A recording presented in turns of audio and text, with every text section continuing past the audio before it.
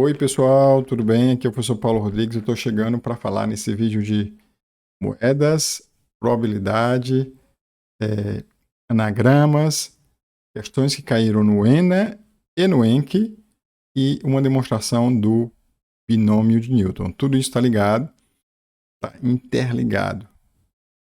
E aí eu aproveito para pedir a você que se inscreva no canal se você não está inscrito ainda e curtir esse vídeo se você gostar.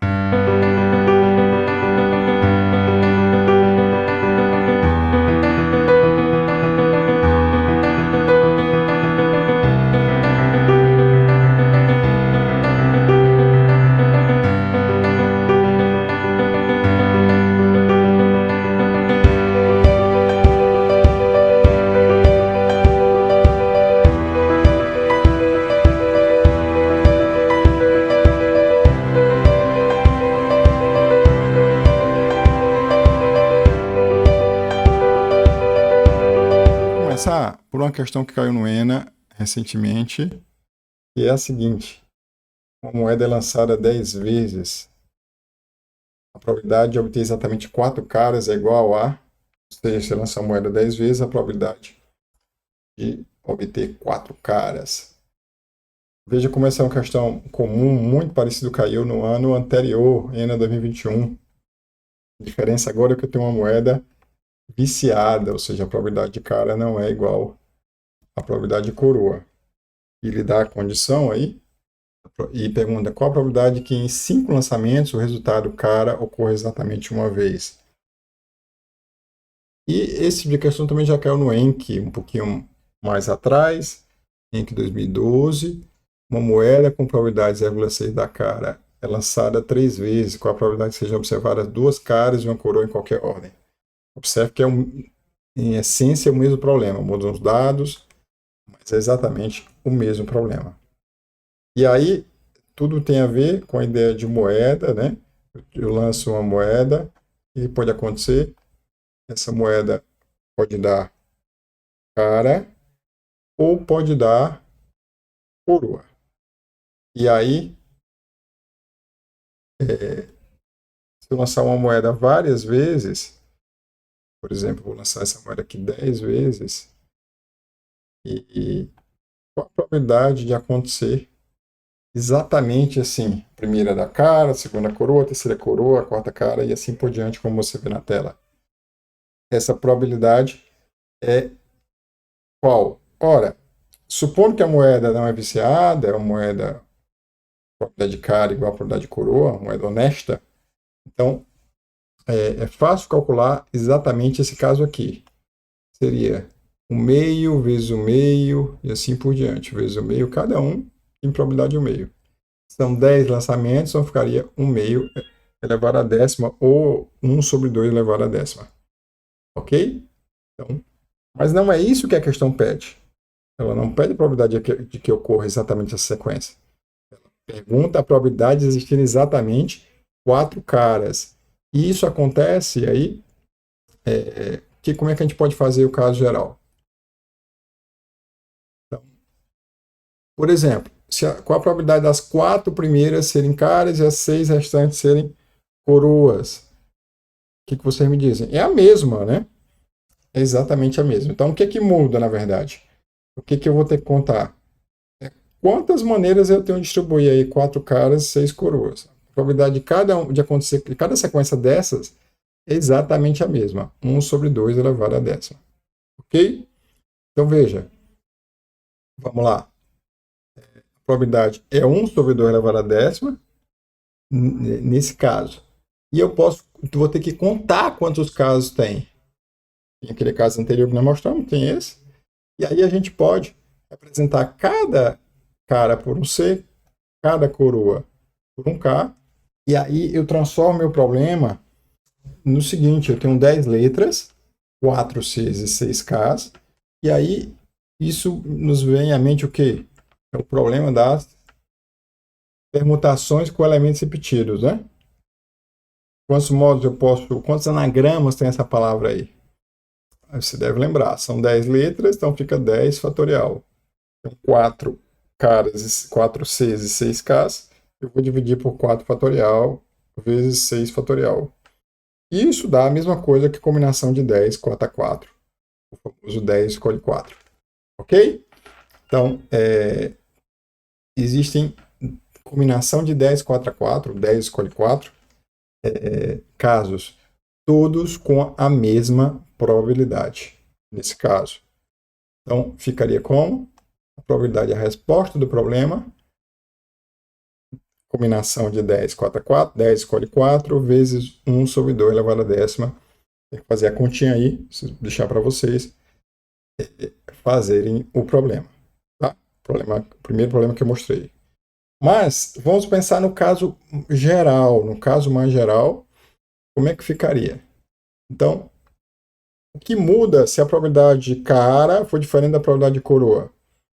Ou seja, eu vou supor que a probabilidade de cara é x, a probabilidade de coroa é y, obviamente com x mais y igual a 1. Então, o que vai mudar?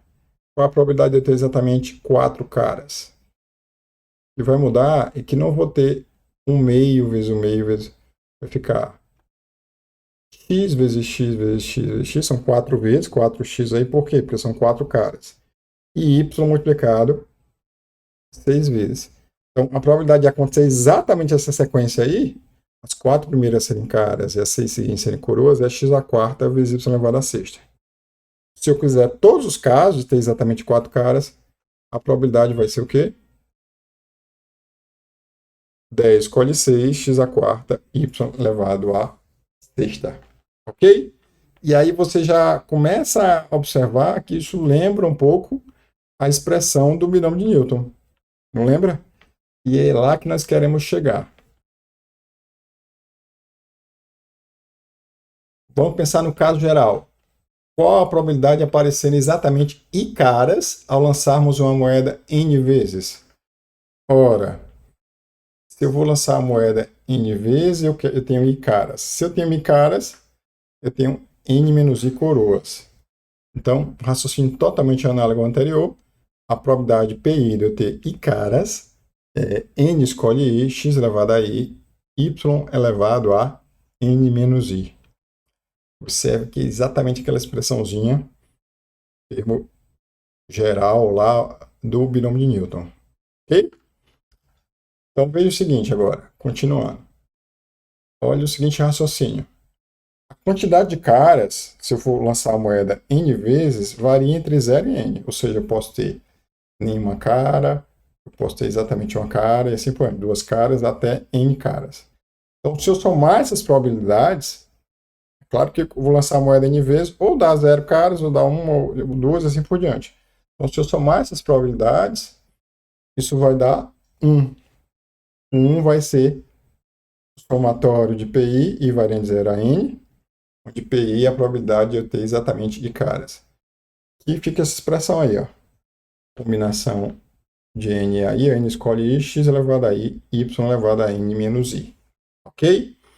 Então, mas Paulo, isso já está provando o binômio de Newton? Não. Mas vamos lá que a gente pode adaptar para um caso mais geral.